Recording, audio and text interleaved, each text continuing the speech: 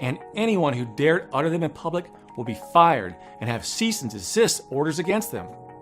It was because, in his own words, the whole industry was a giant and deliberate fraud, which makes billions every year, not by helping to improve your diabetes, but by actively making it worse. As Kevin explained, from the moment you notice a problem with your weight, your blood sugar, or energy levels, you are encouraged to see a doctor who recommends that you start taking medications to correct your blood sugar, most likely metformin. Sounds familiar, right? But the big problem here is that from this moment on, your blood sugar and health is destined to only get worse, not better. After all, when was the last time you went to a doctor and your doctor lowered your dosage or suggest you come off your meds? Never happened, right? And this is the big diabetes lie number one. Lowering blood sugar will reverse diabetes. The truth is, high blood sugar does not cause diabetes.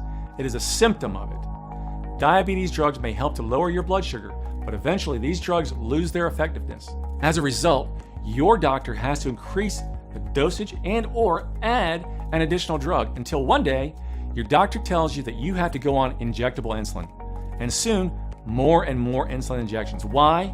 Because the cause of the disease has not been addressed.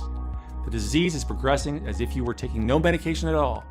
The same way you wouldn't treat an open wound with painkillers, you should not attempt to reverse diabetes with medications that lower blood sugar. Medications are simply a band-aid for a symptom of diabetes, nothing more. Worse still, these drugs have been proven to cause kidney failure, liver failure, heart attacks, cancers, and strokes. To really reverse diabetes, you have to go after the root cause, insulin resistance, not just treat the symptoms and live as a continual victim of this disease. That's why these drugs are such a cash cow for Big Pharma, because you are still trapped in the insulin resistance cycle. Drug companies make the most profit by having people completely dependent on their medications for life, buying new prescriptions, refills month after month. According to a recent study published in the journal Pharmacoeconomics, a person with type 2 diabetes will spend an average of just $230,000 to treat the disease over their lifetime. And that's just one person. It's big business, and a business they will fight to protect, because their business model will be destroyed if the world finds out that they can lower their blood sugar and reverse their type 2 diabetes naturally, without drugs.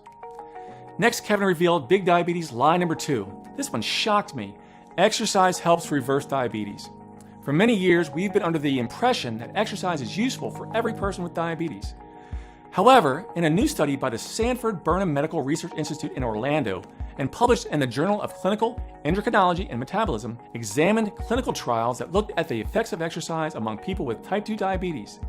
Their analysis revealed that in 20% of people with type 2 diabetes, exercise did not lead to improvement in blood sugar control, insulin sensitivity, or their body's ability to burn fat. The study suggests that this resistance to exercise among people with type 2 diabetes is genetic and can be handed down through generations. In essence, if you have tried exercising and had no improvement in your diabetes or fat loss, it's likely that you are one of those people who are resistant to exercise, and it will do nothing to help your diabetes. And even if you exercise could work for you, it still only mimics the effects of diabetes medications by lowering blood sugar but not addressing the root cause, the insulin resistance. And with that, Kevin revealed the big diabetes lie number 3. Carbohydrates are your enemy.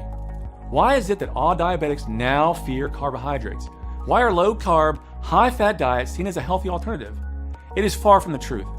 In 1935, Dr. Rabinovich did a little-known research study on the subject of high-fat diets and diabetes, a disease largely unknown at this time. He writes, "Suffice it to say that it now appears to be fairly well established